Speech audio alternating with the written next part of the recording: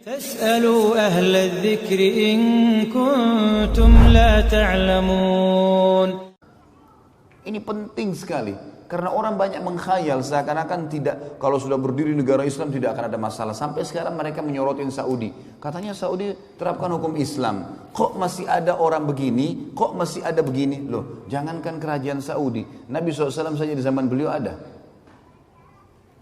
Yang ketiga, adanya ahli maksiat. Ada nggak di zaman Nabi SAW orang zina dirajam? Ada nggak pencuri dipotong tangannya? Ada, nanti kita pelajari semua. Ada di antara mereka yang melanggar hukum Allah. Ada yang berdusta dicambuk 80 dera, kisah ifk. Tuduhan terhadap Aisyah dan Safwan radhiyallahu anhum ajma'in tentang mereka berzina pada saat pulang dari perang Bani Mustaliq. Dan nanti akan kita jelaskan masalah itu insyaAllah. Kemudian ada sahabat-sahabat yang berzina dirajam, dicambuk. Ada yang mencuri. Seperti kasus Fatimah, salah satu dari suku terkenal Makhzumi yang terkenal di Mekah. Orang ini terkenal sekali dengan kedudukannya dan rupanya kebiasaan mencuri. Tradisinya, dia masuk Islam dan tradisi orang-orang Arab Quraisy kalau ada seseorang mencuri tidak dipotong tangannya kalau dia kedudukannya tinggi, punya jabatan. Dan subhanallah ini kayak turun-temurun di kalangan ahli maksiat nih. Kalau punya jabatan nggak dihukum, gitu kan. Lalu para sahabat karena baru masuk Islam, mereka berkata, ya Rasulullah, mereka cari dulu siapa nih kira-kira di antara sahabat yang bisa ngelobi Nabi nih supaya orang ini nggak dihukum. Musyawarah satu sama yang lain, ketemu dengan Usama bin Zaid radhiyallahu anhu ajma'in. Dia dengan ayahnya dikenal dengan Hibbin Nabi SAW, kekasih Nabi SAW. Zaid bin Harithah dulu adalah mantan budak Nabi yang dibebasin, Usama anaknya. Usama bin Zaid ini yang dijadikan oleh Nabi SAW panglima perang di umur 17 tahun karena keperkasaan jiwanya, imannya. Lalu Usama disuruh masuk melobi Nabi SAW. Ya Rasulullah, ada seseorang yang terkenal dari Mekah, wanita, punya jabatan, kena hukum mencuri. Kira-kira boleh nggak dipotong tangannya? Apa yang terjadi? Nabi SAW tidak jawab, naik ke atas mimbar, suruh kumpulin semua sahabat. Begitu ngumpul, kata Nabi SAW, telah sampai setelah tahmid dan salawat untuk diri beliau SAW, beliau mengatakan, telah sampai kepada saya, ada seseorang di antara kalian karena punya jabatan yang tinggi atau punya kedudukan di sukunya, mencuri, nggak mau diterapin hukum Allah. Ketahuilah, demi jiwa Muhammad yang dalam genggamannya, maksudnya demi Allah.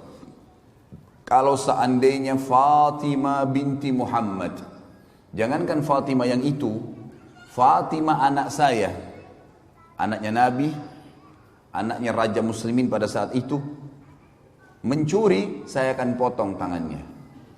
Gak ada toleransi dalam Islam. Dipotong tangannya akhirnya. Ada sahabat yang berzina, ada sahabat yang mencuri, ada sahabat yang dusta. Ada di antara mereka. Artinya ada usatul mu'minin, ada ahli maksiat. Maka teman-teman sekalian fahamin, pemerintah Islam bagaimanapun kuatnya akan ada di tengah-tengah mereka ahli maksiat. Kita tidak lebih baik dari Nabi SAW. Tetapi berita gembiranya ada golongan keempat. Ada orang-orang beriman dan ini yang mendominasi. Sehingga tiga kelompok yang pertama tidak bisa keluar dari koridor hukum Allah.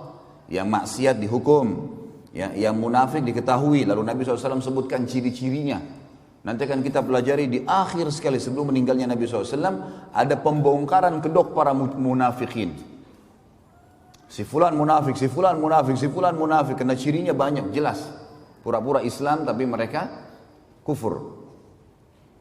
Kemudian juga akan ada orang-orang kafir yang akan interaksi. Ulama sepakat mengatakan orang kafir tetap akan ada di muka bumi sampai menjelang hari kiamat. Gak bisa lepas itu. Karena kata Nabi SAW, kiamat tidak akan terjadi kecuali pada orang-orang yang buruk atau kufur saja. Orang beriman semua akan meninggal dengan tiupan angin yang menerpah tubuh mereka. Sampai kata Nabi SAW, kalau seseorang dan kalian sembunyi di dalam gunung, maka angin itu akan masuk dan merenggut nyawanya. Sehingga tidak tertinggal kecuali orang kafir dan buruk di muka bumi, lalu kiamat terjadi pada mereka. Hadis jelas.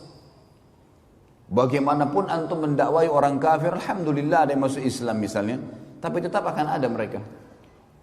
Dan fase mereka berhenti hanya di fase waktu Isa alaihissalam turun membunuh Dajjal. Pada saat itu, maka kata Nabi SAW, semua jalan-jalan kecil pun di muka bumi akan dimasuki Islam, baik dengan kemuliaan, dia sengaja memasuki Islam karena dia tahu kebenaran, atau penghinaan, artinya dia harus masuk Islam secara paksa atau akan dibunuh. Sehingga tidak ada lagi orang yang tidak muslim di zaman Isa alaihissalam. Tetapi setelah Isa alaihissalam meninggal dunia, setelah matinya Ya'juj Ma'juj, tanda-tanda hari kiamat, maka manusia akan kembali kufur lagi dan mereka kembali menyembah berhala. Iblis akan menyuruh mereka menyembah berhala dan pada mereka lah terjadi hari kiamat itu. Berarti lihat teman-teman sekalian, bagaimana kita memahami sirah ini dan mengetahui kehidupan Nabi SAW penting sekali, luar biasa gitu. Ya. Pelajaran yang kedua, selain mengenal Nabi SAW, tentu nanti masuk juga dalamnya adalah mengenal fisik, kulit, warna kulit, postur tubuh, rambut, ya, akhlak Nabi SAW, semua kita akan kenal. Bagaimana beliau berumah tangga, bagaimana menyelesaikan masalah-masalah rumah tangganya. Ada masalah, beliau pecahkan dengan kebijaksanaan, dengan kedewasaan. Bagaimana menghadapi tetangga yang selalu mengganggu, bagaimana menghadapi dakwah yang sedang menghadapi rintangan, bagaimana menghadapi pasukan musuh yang akan menyerang Madinah, bagaimana dan bagaimana. Kita akan ambil semua pelajaran dari pengenalan baginda Nabi sallallahu alaihi wasallam. Yang kedua, ma'rifatus sahabah ridwanullahi alaihim. Kita mengenal dengan belajar sirah siapa itu sahabat.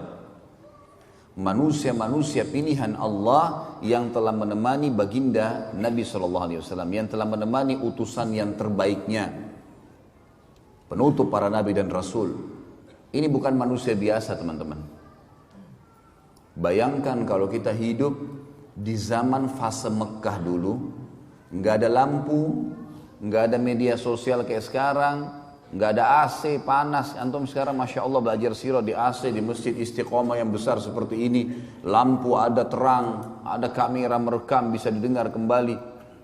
Zaman dulu rumah dari tanah liat, Mekah dulu itu desa terpencil. Nggak ada orang di dunia yang mau lihat Mekah itu, kecuali orang-orang beriman yang datang haji.